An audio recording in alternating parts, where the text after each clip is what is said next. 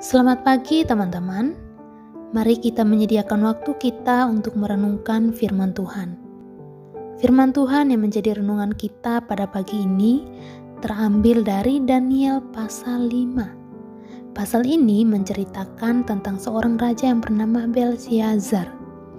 Raja Belsyazar merupakan keturunan dari Nebukadnezar. Jadi dia yang menggantikan Nebukadnezar sebagai raja. Dalam bagian ini diceritakan bahwa sang raja mengadakan perjamuan yang besar.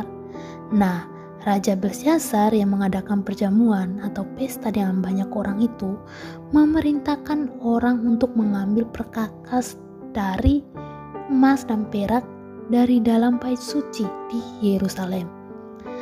Mereka minum anggur sambil memuji-muji dewa-dewa mereka. Nah, ketika pesta sedang berlangsung, raja mendapat penglihatan, yaitu ada jari-jari tangan manusia yang muncul dan menulis di dinding di istana raja.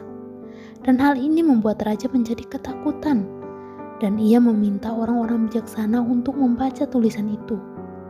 Namun, tidak ada satu orang pun yang bisa membaca tulisan tersebut. Tapi ada satu orang nih yang dapat membaca tulisan itu, yaitu Daniel.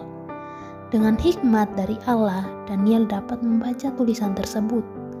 Dan arti dari tulisan itu adalah bahwa masa pemerintahan Raja Belsyazar dihitung dan diakhiri oleh Allah. Artinya kerajaannya akan diberikan ke tangan bangsa lain. Nah teman-teman, ini merupakan hukuman bagi raja. Dia adalah raja yang sombong. Tidak hanya itu, tapi dia juga bertindak tidak hormat kepada Allah, yaitu menggunakan perkakas bait suci dalam pestanya dan memuji dewa-dewa mereka. Nah teman-teman, sebagai anak Tuhan, kita harus menghormati Allah. Dan salah satu hal yang dapat kita lakukan yang menunjukkan bahwa kita menghormati Allah adalah ketika sedang beribadah. Nah selama pandemi ini, kita beribadah di rumah saja, melalui YouTube, melalui Zoom.